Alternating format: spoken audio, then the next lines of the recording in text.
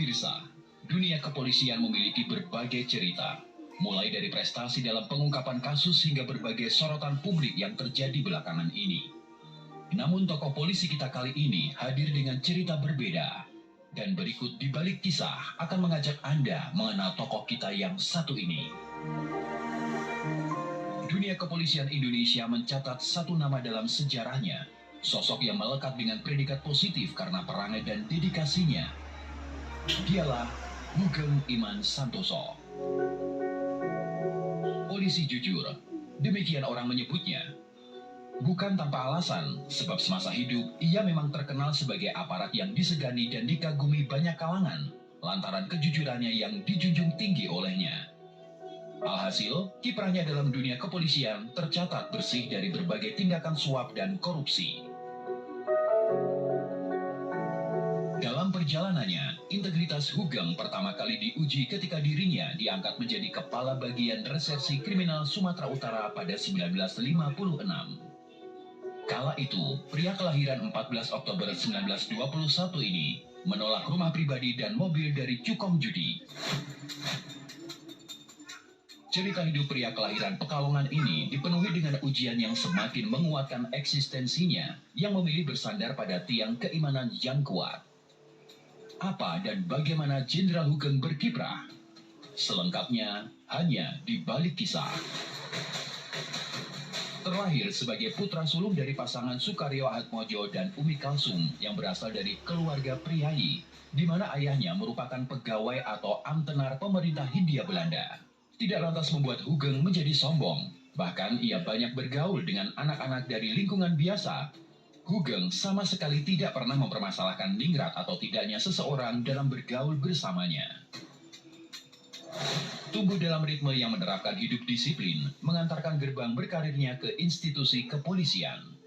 Di mana pada tahun 1950, Hugeng mengikuti kursus orientasi di Provos Marshal Kepolisian Amerika Serikat.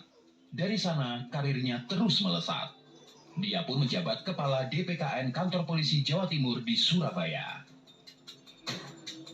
Integritas Hugeng pertama kali diuji ketika dirinya diangkat menjadi Kepala Bagian Reserse Kriminal Sumatera Utara pada 1956.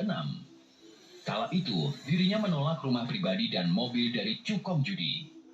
Hugeng lebih memilih tinggal di hotel sampai mendapat rumah dinas. Bahkan setelah menerima tempat tinggal tersebut, Hugeng tetap teguh menolak segala macam perabot pemberian orang yang dia anggap sebagai bentuk suap.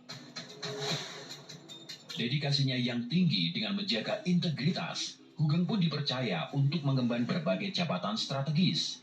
Sampai akhirnya, dia didapuk menjadi Kapolres periode 1968 sampai 1971, bertepatan dengan masa-masa awal pemerintahan Soeharto. Banyak hal terjadi selama kepemimpinan Kapolri Hugeng Iman Santoso, mulai dari melakukan pembenahan beberapa bidang yang menyangkut struktur organisasi agar lebih dinamis dan komunikatif. Selama ia menjabat sebagai Kapolri, ada dua kasus menggemparkan masyarakat.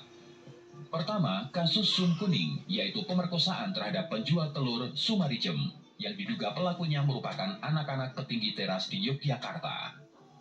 Ironisnya, korban perkosaan malah dipenjara oleh polisi dengan tuduhan memberi keterangan palsu, lalu merembet dianggap terlibat kegiatan ilegal PKI. Nuansa rekayasa semakin terang ketika persidangan digelar tertutup. Bahkan wartawan yang menulis kasus Sum harus berurusan dengan hukum. Hugeng kemudian bertindak tegas mengawal kasus tersebut. Kasus lainnya yang menghebohkan adalah penyeludupan mobil-mobil mewah bernilai miliaran rupiah oleh Robi Cahyadi. Konon, gara-gara membongkar kasus ini pula yang menyebabkan Hugeng dipensiunkan 2 Oktober 1971 dari jabatan Kapolri. Pemberhentian Hugeng dari jabatannya ini menyisakan sejumlah tanda tanya, di antaranya karena masa jabatannya sebagai Kapolri saat itu belum habis. Berbagai spekulasi muncul berkaitan dengan pemberhentiannya tersebut, antara lain dikarenakan figurnya terlalu populer di kalangan pers dan masyarakat. Ternyata, masa menyenangkan menduduki jabatan elit tidak berlaku bagi Hugeng yang anti suap. Pria yang pernah dinobatkan sebagai The Man of the Year 1970 ini pensiun tanpa memiliki rumah, kendaraan, maupun barang mewah. Tidak sendirian, Hugeng pun mengajak serta keluarganya untuk terjun memasuki kehidupan yang penuh idealisme dan anti kompromi. Tentu saja itu bukan pilihan yang mudah. Akan tetapi, Jenderal Hugeng hingga akhir hayatnya tetap setia dalam pendirian yang tak mau berkongsi dengan kebatilan. Ia sosok polisi yang dikenal mendedikasikan diri untuk menjaga nama baik, kendati membuatnya harus kehilangan jabatan. Namun itu sama sekali tak membuatnya surut dan menyesali langkahnya. Meski tak lagi menjabat sebagai Kapolri, Hugeng tetap memberi perhatian khusus pada institusi tempat ia dulu bekerja. Seperti pada 1977, dia mendapat laporan dari seorang perwira menengah polisi kalau ada dugaan korupsi di sejumlah perwira tinggi.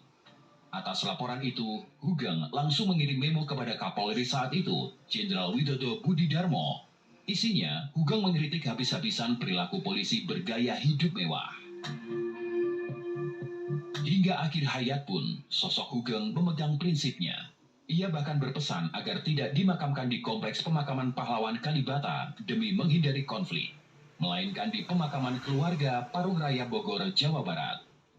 Dirinya bahkan berkilah, nanti para koruptor menegur saya, padahal saya mau istirahat dengan tenang.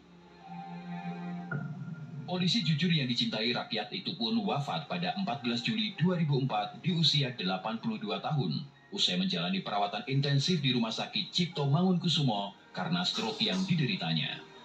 Hingga saat ini, makamnya masih kerap dikunjungi oleh para peziarah. Ini membuktikan jika sosok polisi jujur itu memang terpatri di sanubari banyak orang yang merindukan sosok polisi seperti dirinya. Itulah beragam hal inspiratif dan menakjubkan dalam episode Di Balik Kisah kali ini.